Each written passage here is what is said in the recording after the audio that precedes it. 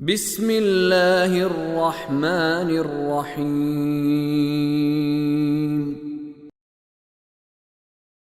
وهو الذي جعل لكم النجوم لتهتدوا بها في ظلمات البر والبحر قد فصلنا الآيات لقوم يعلمون وهو الذي أنشأكم من نفس واحدة فمستقر ومستودع قد فصلنا الآيات لقوم يفقهون وهو الذي أنزل من السماء ماء فأخرجنا به نبات كل شيء فأخرجنا منه قدرا نخرج منه حبا متراكبا ومن النخل من طلعها قنوان دانية وجنات من أعناب والزيتون والرمان مشتبها وغير متشابه انظروا إلى ثمره إذا أثمر وينعه إن في ذلكم لآيات لقوم يؤمنون وهو الذي جعل لكم النجوم اور وہی ہے جس نے تمہارے لیے نجوم، نجم کی جمع نجم یعنی ستارہ، نجوم قرار دیے لتہتدوا بها فی ظلمات البر والبحر، تاکہ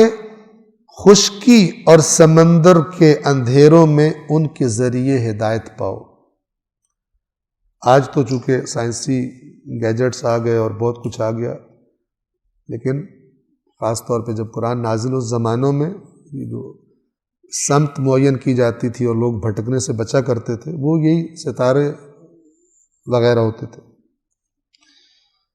قد فصلنا الآیات لقوم یعلمون، اہل علم کے لیے ہم نے اپنی آیات کھول کر بیان کر دی، یعنی یہ جن چیزوں کے ہم نے نام لیے، جو ان چیزوں کو دیکھتے ہیں قریب سے، جو ان کا علم رکھتے ہیں، انہیں پتہ ہے کہ کیا ہو رہا ہے ان کے ساتھ۔ ٹھیک ہے،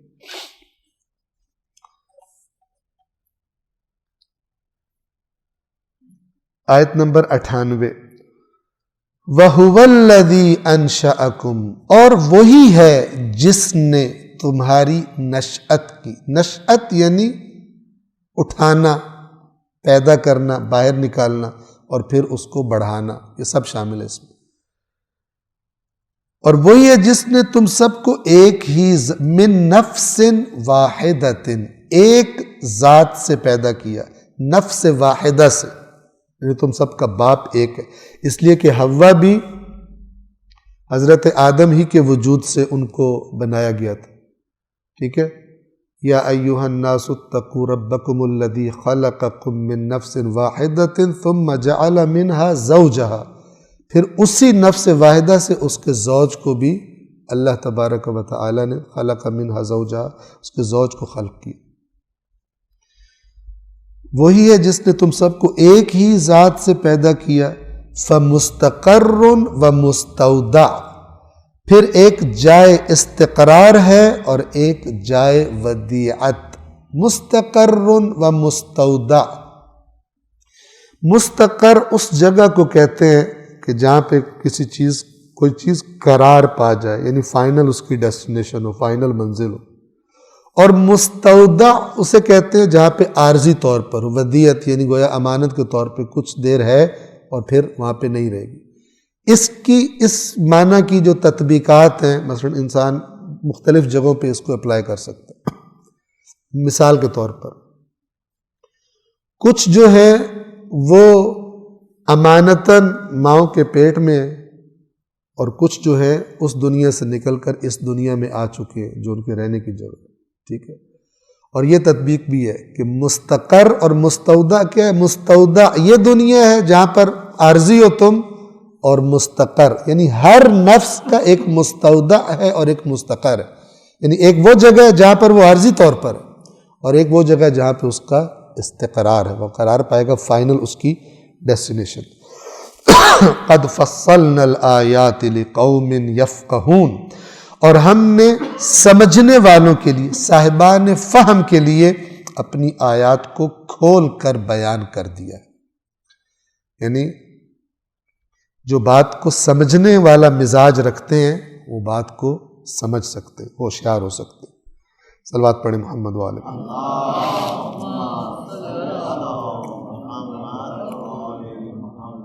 آیت نمبر 99، وَهُوَ الَّذِي أَنزَلَ مِنَ السَّمَاءِ مَاءً، اور وہی ہے جس نے بلندی سے آسمان سے پانی برسایا، فَأَخْرَجْنَا بِهِ، یہ بھی یاد رکھیں السماء کا اصل معنی بلندی ہے، اور یہ جس کو ہم اردو میں آسمان کہتے ہیں اس کو عرب سما کہتے تھے، اسی وجہ سے چونکہ یہ اونچا نظر آتا ہے۔ فَأَخْرَجْنَا بِهِ نَبَاتَ كُلِّ شَيْءٍ، اور جس سے ہم نے ہر طرح کی روئیدگی نکالی۔ نبات کہتے ہیں یہ روئیدگی، روئیدن فارسی کا مصدر ہے، یعنی نکلنا زمین سے، اگنا، جیسے سبزہ اگتا ہے اس کو روئیدن کہتے ہیں۔ جس سے ہم نے ہر طرح کا سبزہ نکالا، نخرج من فاخرجنا منہ خضرا، تو وہ جو نبات ہم نے نکالے تو ان میں سے سبزہ نکالا، نخرج منہ حبا متراکبا، جس سے پھر ہم تہ بتہ گتھے ہوئے دانے نکالتے ہیں، یعنی وہ چیز نکلتی ہے چھوٹی سی، پھر وہ پودا بنتا ہے اور پھر دیکھتے ہیں کہ ڈھیر سارے دانے اس پر لگ جاتے ہیں، گچھے بن جاتے ہیں۔ وَمِنَ النَّخْلِ مِنْ طَلْعِهَا قِنْوَانٌ دَانِيَةٌ، اور کھجور کے درخت سے، اس کے شگوفوں سے ہم نے آویزاں گچھے بنا دیے۔ شگوفہ اس جگہ کہتے ہیں کہ جو ابھی مثلا اس نے پھیلنا ہوتا ہے، اور جب وہ پھر پھیلتا ہے تو گچھے کے گچھے کھجور کے اس پر لگ جاتے ہیں۔ وَجَنَّاتٍ، یہ جو کہا ہے قِنْوَانٌ دَانِيَةٌ، دانیہ کہتے ہیں قریب کو، اور قریب سے مراد ہے کہ ہم نے اس طرح بنایا کہ بڑی آرام سے تمہاری دسترس میں آ جاتے اور تم ان سے استفادہ کر لیتے ہو۔ وَجَنَّاتٍ مِّنْ أَعْنَابٍ وَالزَّيْتُونَ وَالرُّمَّانِ،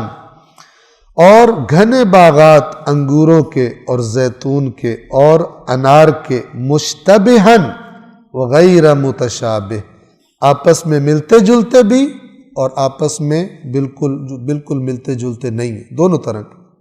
اب ملتے جلتے سے مراد بعض دفعہ شکلیں قریب قریب ہوتی ہیں، ذائقے بالکل جدا جدا ہوتے ہیں، تو ملتے جلتے بھی اور ایسے بھی کہ جو بالکل آپس میں ملتے جلتے نہیں ہیں۔ انظروا الى ثمره اذا اثمر وینعہ، اب اللہ تعالیٰ دعوت دے رہا ہے کہ کھاتے پیتے تو ہو، لیکن ذرا غور سے دیکھو تو صحیح، اس کو انجوائے تو کرتے ہو، لذت تو لیتے ہو، ذرا اس کے پھل کو جب وہ پھلتا ہے اور اس کے پکنے کو دیکھو تو صحیح۔ ان فی ذلک لآیات لقوم یؤمنون، جن کے دل ایمان کی طرف مائل ہیں، صاحبان ایمان، ان کے لیے اس پھلوں کے پکنے میں اور ان کے پھلنے پھولنے میں نشانیاں ہیں، علامات۔ وہ نفی نہیں کرتے خالق کی، اس نظام کو دیکھ کر، اس کی باریکیوں کو دیکھ کر وہ نفی نہیں کرتے، انکار نہیں کرتے خالق۔ اللہ العلی العظیم۔